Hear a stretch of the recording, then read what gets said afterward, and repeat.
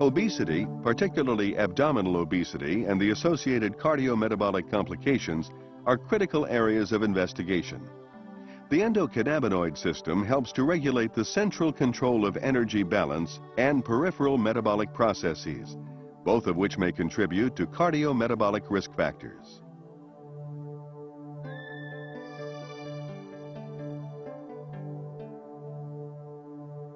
The endocannabinoid system, or ECS, influences multiple physiologic processes. This intricate system modulates energy intake, as well as nutrient transport, metabolism, and storage. The ECS regulates these processes through endogenous ligands, such as anandamide and 2-arachidonyl glycerol, and the CB1 receptor.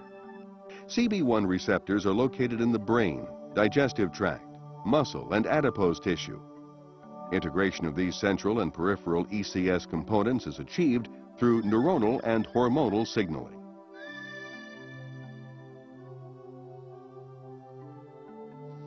Within the brain, CB1 receptors are among the most abundant G-protein-coupled receptors. However, in contrast to classical signaling, where information travels from pre- to post-synaptic neurons, the ECS uses retrograde signaling. The information travels from post to presynaptic neuron. Let's take a closer look at this mechanism using a glutamatergic neuron model. When an action potential reaches the axon terminal, membrane depolarization triggers the release of glutamate. Glutamate binds to postsynaptic glutamate receptors, inducing calcium channels to open. During periods of intense neural activity, calcium accumulates in the postsynaptic neuron. This calcium buildup causes the synthesis and release of endocannabinoids from membrane lipids. Diffusing across the synaptic cleft, the endocannabinoids bind to the CB1 receptor, activating the G proteins. Activation influences ion flow. The result, suppression of presynaptic neurotransmitter release. Endocannabinoids are subsequently taken back into the cell and enzymatically degraded. In addition to acting as neural messengers, endocannabinoids mediate paracrine and autocrine signaling in adipocytes, hepatocytes, and other cells.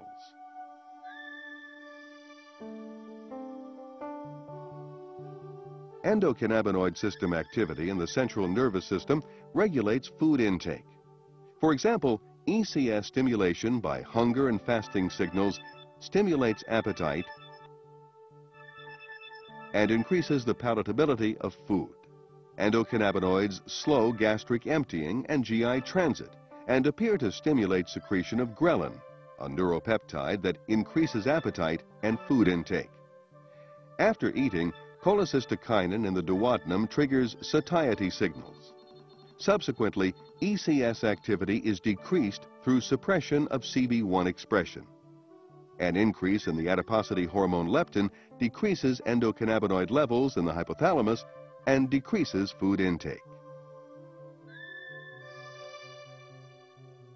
ECS regulation of peripheral metabolism influences energy balance. Stimulation of the ECS increases food intake and adiposity. Conversely, blocking CB1 receptors reduces food intake and adiposity.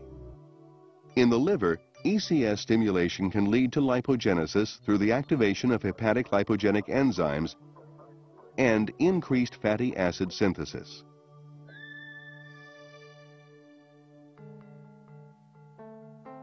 Chronic stimulation of the ECS is associated with dyslipidemia. Activation of CB1 receptors increases expression of SREBP1C, a lipogenic transcription factor, and increases fatty acid synthesis.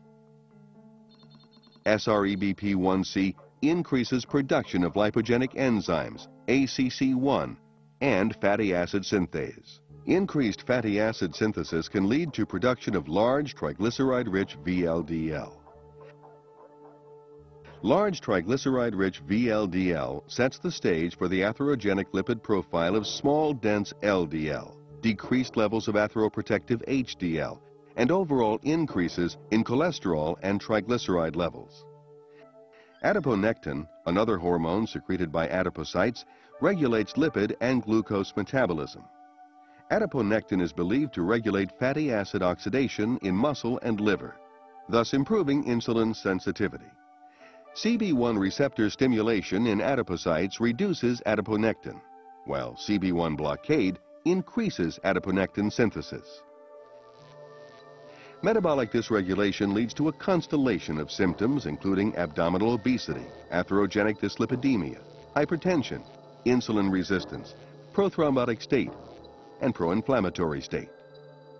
As basic and clinical research progresses, we will continue to increase our understanding of the central and peripheral endocannabinoid system and its role in the regulation of metabolic function.